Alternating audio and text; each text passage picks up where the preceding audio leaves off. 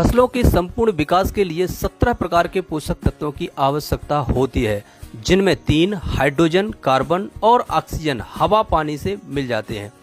बाकी के 14 तत्व जो हमें अलग से देने होते हैं, उनको हम 3 कैटेगरी में बांटते हैं। प्राथमिक तत्व नाइट्रोजन, फास्फोरस और पोटास, जिन्हें हम एनपीके कहते हैं, जिनकी फसलों को सबसे ज्यादा जरूरत होती है। द्वितीयक पोषक तत्व कैल्शियम, मैग्नीशियम और सल्फर, इनकी फसलों को थोड़ा कम जरूरत होती है। इसके बाद तीसरे नंबर पर आते हैं हमारे सूक्ष्म पोषक तत्व, जैसे लोहा, zinc, copper, manganese, boron, chlorine, molybdenum और निकेल, जिनकी फसलों को बिल्कुल कम मात्रा में जरूरत होती है, लेकिन इनकी अधिकता भी फसलों को बड़ा नुकसान पहुंचाती है। इसलिए किसानों को इनका उपयोग ध्यानपूर्वक करना चाहिए।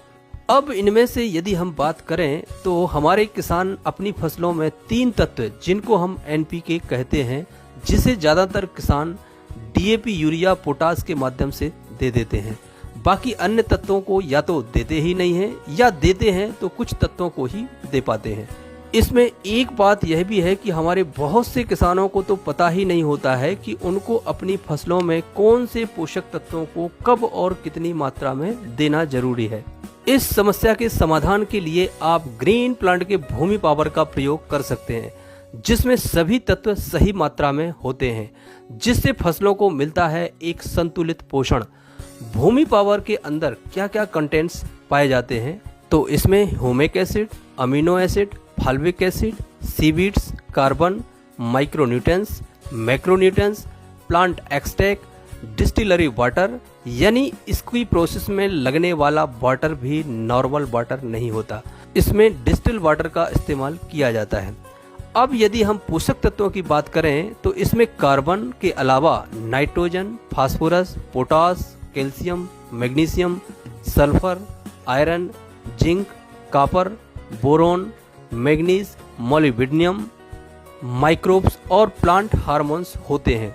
भूमि पावर का प्रयोग करने से आपकी फसलों का संतुलित विकास होता है। भूमि पावर एक दानेदार बेंटोनाइट कोटेड फार्मूलेशन पर आधारित है, जिसमें फसलों को लंबे समय तक पोषण मिलता रहता है। भूमि पावर का प्रयोग करने से मिट्टी में लाभदायक जीवाणुओं का विकास होता है। रासायनिक उर्वरकों से होने वाले नुकसानों से बचा जा सकता है। मिट्टी की उर्वरक क्षमता बढ़ती है और मिट्टी स्वस्थ होती है। फसलों में रोग एवं बीमारियों से लड़ने की क्षमता विकसित होती है। मिट्टी में जल धारण क्षमता का विकास होता है।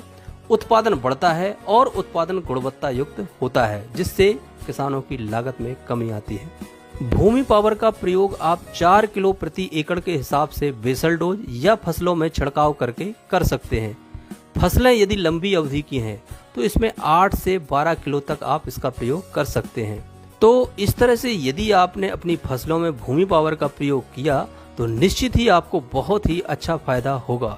और यदि आप लगातार अपने खेतों में भूमि पावर का प्रयोग करते हैं, आपके खेतों की उर्वरक क्षमता बढ़ती जाएगी और लगातार अच्छा उत्पादन मिलेगा। और अधिक जानकारी के लिए आप हमें संपर्क कर सकते हैं। धन्यवाद।